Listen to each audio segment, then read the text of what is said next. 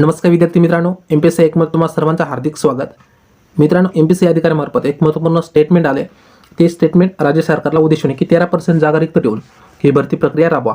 म्हणजे आता पेंडिंगला आहे जी भरती प्रक्रिया आहे किंवा तुम्ही पहिल्या संख्यांची मुलाखत राहिली तर आपण 13% साईडला ठेवून जे 87% आहेत तर त्यांना जॉईनिंग द्या किंवा त्यांचं ट्रेनिंग घ्या किंवा त्यांची ती पदभरती ती पूर्ण करा आणि 13% साईडला ठेवा, जेणेकरून भविष्यात जर त्यांना आरक्षण भेटलं तर त्यांना ते देता येईल किंवा जर भेटलं नाही तर ते पुन्हा EWS किंवा ओपनमध्ये कन्वर्ट करता येईल. पण ते 13% साईडला ठेवा आणि जे 87% आहे तर त्यांच्यावर अन्याय होऊ नका देऊ, ही पदभरती सुरू करा असं एमपीएससी अधिकाऱ्यांनी महाराष्ट्र सरकारला सांगितले. तर या संदर्भात एक न्यूजसुद्धा आली, या ठिकाणी पाहू शकता, लोकसत्तामध्ये आली.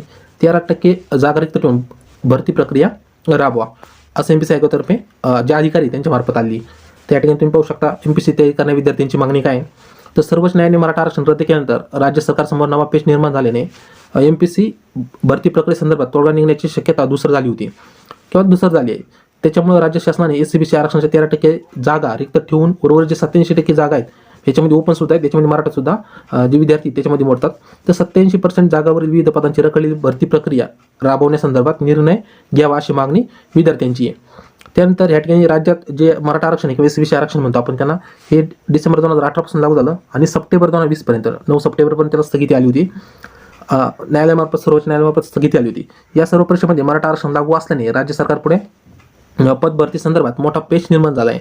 परिणामी जे एक्झाम राहिल्या ज्यांच्या मुलाखत राहिली त्याच्यामध्ये एक म्हणजे स्थापत्य अभियांत्रिकीची एक्झाम होती 1161 पदांची, याची मुलाखत राहिली आहे. आणि जी मेन्स एक्झाम आहे त्याचा रिझल्ट आता जुलै 2020 मध्ये, आणि जे जुलै ऑगस्ट आणि सप्टेंबर 2 महिन्यातच काय झालं, एससीबीसी आरक्षण स्टे आल्यामुळे याची मुलाखती पेंडिंगला राहिलेल्या आहेत. त्याचप्रमाणे जी पोलीस उपनिरीक्षक पदाची 669, त्याचप्रमाणे पशुधन विकास अधिकाऱ्यांची 435, वन विभाग, परिवहन विभागाच्या विविध पदांच्या पूर्वपरीक्षा, मुख्य परीक्षा काहींच्या मुलाखती या आणि नियुक्त्या काढल्या आहेत. म्हणजे 9 सप्टेंबर नंतर बघा, त्याच्यानंतर काहींचे त्याच्या जे मुलाखती राहिल्या 9 सप्टेंबरच्या आधी ते झाले नाहीत. 9 सप्टेंबर काय तर मराठा आरक्षण किंवा एससीबीसी आरक्षणाला स्थगिती आली सुप्रीम कोर्टामार्फत. त्याच्यामुळे काय झालं, राज्य सरकारसमोर पेच निर्माण झाला होता की आता कसं करायचं. तर ते काय करीत होते, सर्वांना माहिती आहे, ते स्टे उठवण्याचा प्रयत्न करत होते, पण स्टे काय उठला नाही. 5 मे पर्यंत तुम्ही पाहिलं असाल की ते डायरेक्ट मराठा आरक्षण रद्द केलं. आता भविष्यात त्याच्यावर अपील सुद्धा होणार आहे आणि त्याच्या अपील झाल्यानंतर आता हे काय म्हणतात एमपीएससी आयोग की 13% जागा रिक्त ठेवा, भविष्यात 1-2 वर्षांनी जर भेटले त्यांना तर ते त्यांना आपण 13% देऊ, जर नाही भेटलं तर मग जॉईनिंग पुन्हा एससीबीसी मार्फत किंवा EWS मार्फत त्यांना देऊ. ओके, पण 13% साईडला ठेवा. 87% जे विद्यार्थी स्टडी करणारे तर त्यांना नियुक्त्या द्या किंवा त्यांचे जॉईनिंग लेटर त्यांना द्या. तर या 13% त्यांच्यावर अन्याय नको असं एमपीएससी आयोग सुद्धा म्हणताय किंवा विद्यार्थी म्हणतायत. या ठिकाणी त्यांची माहिती दिली. तर त्या जागा पुढील भरतीमध्ये समावेश करता येईल या ठिकाणी सांगितलं मी तुम्हाला. तर मेन म्हणजे विद्यार्थ्यांमार्फत काय स्टेटमेंट आले हे पण पहा की शिवाजी मुळवंदे परीक्षार्थी याच्यामार्फत स्टेटमेंट आलं की दुर्दैवाने जे मराठा आरक्षण आहे एससीबीसी आरक्षण टिकले नाही. मी सुद्धा मराठाच आहे, पण वेळ कोणासाठी थांबते का. मराठा मुलांचे पण वय वाढत आहे, त्यामुळे सरकार आता मराठा विद्यार्थ्यांना EWSचा पर्याय देऊन लवकरात लवकर जी राहिलेली पदभरती ती प्रक्रिया पूर्ण करावी. ओके, विद्यार्थ्यांची चांगली कमेंट आहे. आता दुर्दैवाने ते मराठा आरक्षण टिकलं नाही कोर्टामध्ये. आता त्याच्या भविष्यात अपील होणार आहे. आता ते कधी भेटेल कोणाला माहीत नाही, किंवा 1-1.5 वर्षाचा काल तोपर्यंत मुलांचं वय वाढणार आहे. ओके, त्यांना पदभरतीला मुकावं लागेल कदाचित. पण त्याच्यामुळं त्या आरक्षण पाहिजे.